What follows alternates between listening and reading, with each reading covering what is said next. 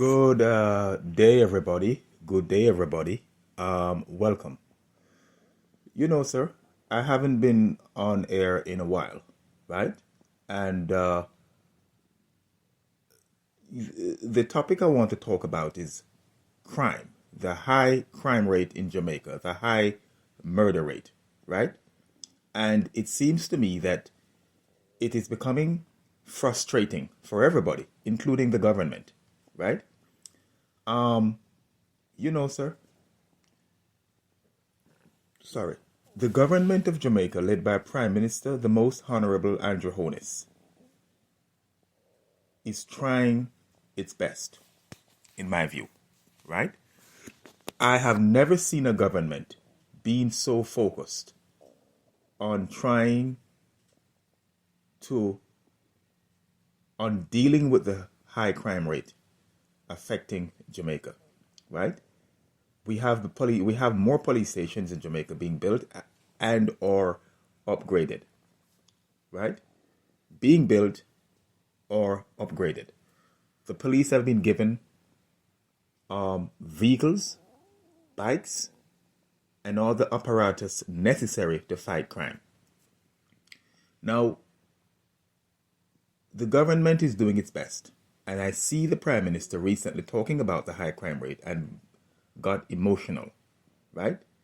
And people are like, oh, I heard the liberal media and members from the intellectual ghetto up there at Mona, the Institute of Lower Learning, right? Right? Academia, so to speak, right? Members from that fraternity, right? That ghetto fraternity, right? Criticizing the Prime Minister for being emotional. Criticizing the Prime Minister for being emotional. If he doesn't get emotional, he gets criticisms. If he gets emotional, he still gets criticisms, right? Might I suggest this to these people, right? May I suggest this to these people rather, that the Prime Minister is human, and I'm sure he goes to bed as he rightly puts it, thinking about the high murder rate, the high crime rate. The Prime Minister says he goes to bed and it bothers him, paraphrasing, right?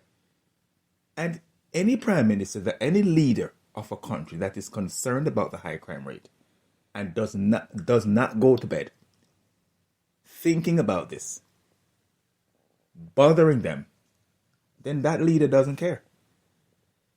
I never heard PJ Patterson said he went to bed thinking about the high crime rate and it bothers him.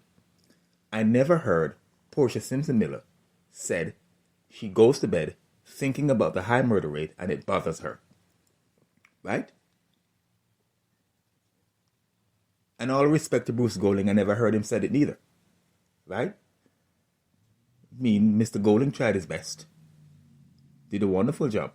And might I add, it was under Bruce Golding that we had, I think, something of 15 to 20% reduction in the high crime rate when the late Dwight Nelson was Minister of National Security. So the crime rate went down under Bruce Golding, right? We hear Andrew Holness is the only leader and Prime Minister that we have heard said he goes to bed at nights thinking about this and it bothers him. And people are criticizing him for saying that? Huh? He cares, right? He cares, right? We take a break, we come right back.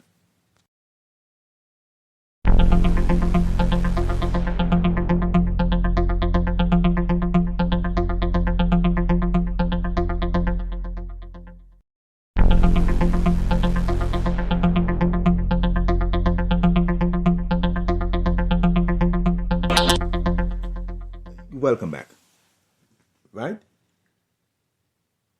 My approach, this is me speaking, right? It's something that the government is unlikely to take, given the high criticism that it will get. But this is my approach to dealing with the high crime rate gripping Jamaica at the moment. We have to suspend the Constitution of Jamaica. We have. And before I get to that, the opposition PNP, the party that is aligned to criminals, the party that is pro-criminals, the party that the criminals of Jamaica love, the party that is sympathetic to criminals, the People's National Party, has opposed the states of emergency that the government of Jamaica has imposed.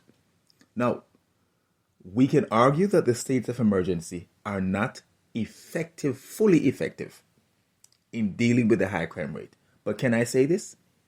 If the state of emergency has saved 5 lives or 10 lives, then it's worth it. Okay?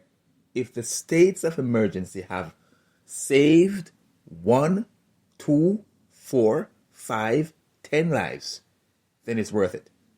It might not be the full solution to solving the crime rate, but it helps. It helps. So why wouldn't the opposition party, the People's National Party, not support the states of emergency? Only God alone knows. Only God alone knows. Right? But I tell you why.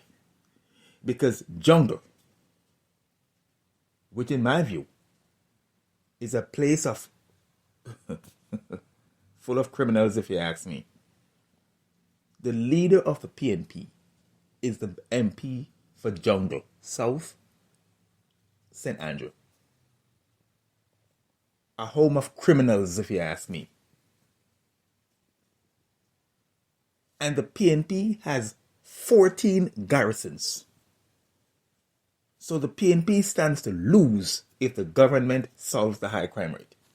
Right? Garrisons are breeding place for criminals, gunmen. And so if the PNP were to stand in the way of dealing with the high crime rate, they would suffer. No? They would suffer. They would suffer. My solution to solving the high crime rate. First of all, understanding that we cannot solve the high crime rate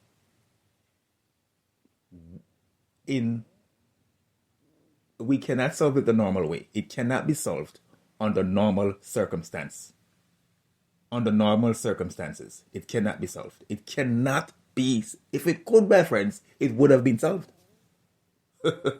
If it could, it would have been solved. It's not a lack of trying by this government that is not being solved. It cannot be solved because of normal circumstances. First of all, we have to understand no amount of social intervention will stop these criminals, these cockroaches, if you ask me, from engaging in gangs, murder, racketeering, and so on and so forth, right? The mentality that these criminals have, these young people, these people that are carrying out the criminal activity, they don't want to work. You cannot make people work who don't want to work. It's not possible, my friends. It cannot work. You cannot make people who have a mentality of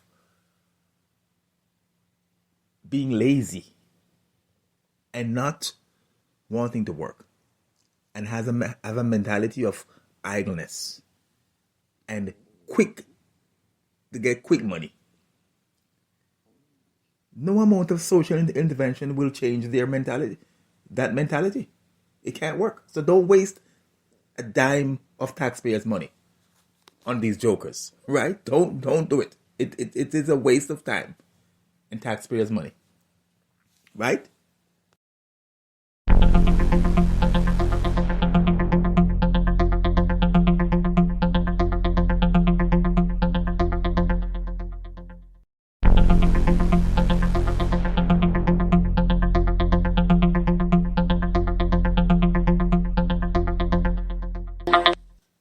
Welcome back.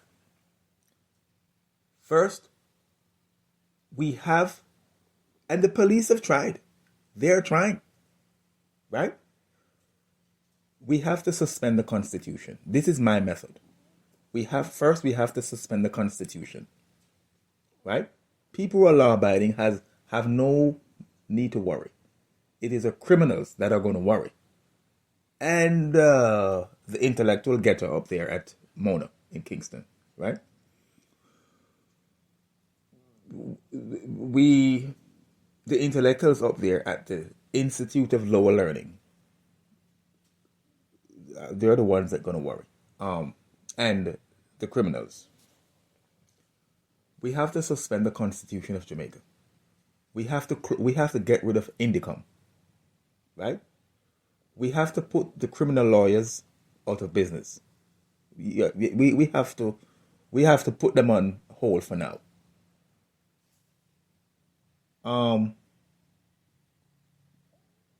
We have to do those and give the police powers, enormous power, to go get the criminals, to go get the cockroaches in the ghettos, right? That is the only way we will solve the crime rate. We will solve the high crime rate. That is the only way, my friends, we are going to deal with the high crime rate in Jamaica. Any other way is not going to work, right? We have to be bold, different. We have to be bold and different, right? That is the only way to do it, right? You know, I don't know if the Prime Minister is going to take this approach, but that's the only way we're going to do it, right? I see the Prime Minister doing his best, trying. Okay? We have to deal with this monster. The monster is this monster called, that is the crime, the high murders, the high crime rate that is affecting Jamaica. It is killing us, my friends. It is killing us, right? Get to the root of the matter. The root of the matter are the cockroaches in these ghettos. Deal with them. Give the police the power to go deal with them. Right? That is how we deal with the high crime rate, my friends. That is how we deal with it. Right? Thank you for listening, my friends. And just want to get this off my mind. Thanks for listening. And have yourselves a great day.